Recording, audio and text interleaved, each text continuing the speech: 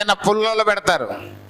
కూటమి విడిపోవాల్సినటువంటి చాలా పెద్ద ప్రణాళిక వేసుకొని ఈ యొక్క బులుగు పార్టీ తిరుగుతుంది.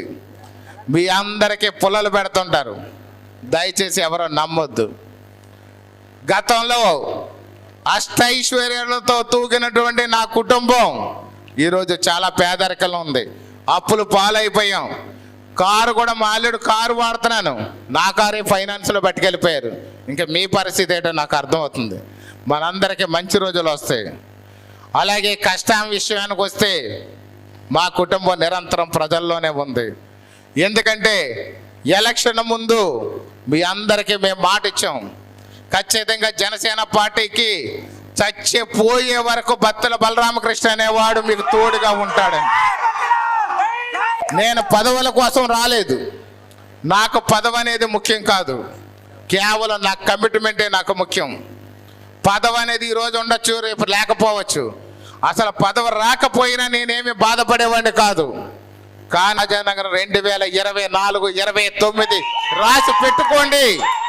అభివృద్ధికి ల్యాండ్ మార్క్. గడిచిన 75 సంవత్సరాల్లో జరగలేదు, రాబోయే 25 ఏళ్లలో కూడా జరగదు.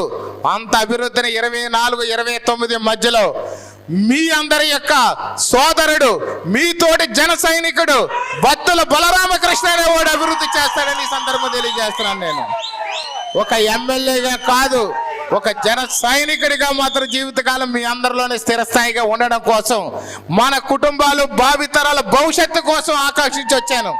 మన రక్షణకి 2 ఏళ్ల ముందు యుద్ధం మొదలు పెట్టాం. పనికిమాలి సన్నాసులు గాళ్ళు 100ల మీద కేసులు కట్టారు. 100 రకాలుగా వ్యాపార సంస్థలను ఇబ్బంది పెట్టారు, కుటుంబాన్ని ఇబ్బంది పెట్టారు. దొంగలు అన్నారు, చెడ్డోళ్ళు అన్నారు, తాగుబోతులు అన్నారు, తిరుగుబోతులు అన్నారు. ఆ యొక్క వాళ్ళ యొక్క పెట్టినటువంటి మాటలే మనకు ఆశీస్సులుగా మారినాయి. వాళ్ళ విరిచినటువంటి రాయిలు మనకి పువ్వులుగా మారి మనకు తగిలి ప్రజల ఓటర్ల రూపంలో ఆశీర్వచనాలు వచ్చాయి. అలాంటి దమ్ము సపోర్టు కావాలంటే అవసరమైతే ఉన్న ఆస్తి కూడా, మా పిల్లల ఆస్తి కూడా అమ్మేస్తాను, కానీ మిమ్మల్ని గెలిపిస్తాను. నేను నా ఆస్తి అమ్మేశాను, నా బిడ్డల ఆస్తి అయినా అమ్మేస్తాను, కానీ నా బిడ్డల నోటి దగ్గరైనా కొడతారు, కానీ మిమ్మల్ని మాత్రం గెలిపిస్తానని చెప్పి సందర్భంగా తెలియజేస్తున్నాను. నేను అంది పుట్టుకతోనే దుర్మార్గపు దుష్టుల జీవితాలతో పుట్టినటువంటి కొంతమంది నాయకులు ఉంటారు.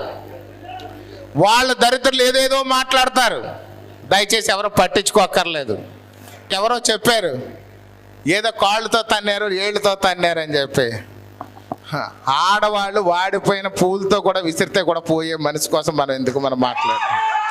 మన వీర మహిళలు పువ్వులు పెట్టుకుంటారు ఫంక్షన్కి వెళ్ళేటప్పుడు, చాలా అందంగా పెడతారు వాళ్ళు. కానీ ఇంటికి వచ్చిన తర్వాత అదంతా నలిగిపోయి ఉంటాయి, తక్కువ తీసి దూరంగా విసిరేస్తారు పెంట మీద. అలా విసిరేసినటువంటి రాజానగరం నియోజకవర్గంలో ఒక నాయకుడి గురించి మనం మాట్లాడుకోవడం అనవసరం. ఇందాక మీద ఆకాంక్ష లేదు. సన్యాసం తీసుకుందాము, ఆధ్యాత్మిక సన్యాసం. కొంతమంది పోరంబోకులు చెప్పే సన్యాసం కాదండి, ఆధ్యాత్మిక సన్యాసం తీసుకుని దైవ సేవ చేద్దాం అనుకున్నాను. నేను నా భార్య సంకల్పం పట్టుదల కోసం రాజకీయాల్లోకి వచ్చాను. ఈ యొక్క పులివెందుల శాసనసభ్యులకి తెలుగు రాదు, ఇంగ్లీషు రాదు. ఆడు బాతులు బలరామకృష్ణ అంటాడు, ఏమన్నాడో అర్థం కాదు. తెలుగు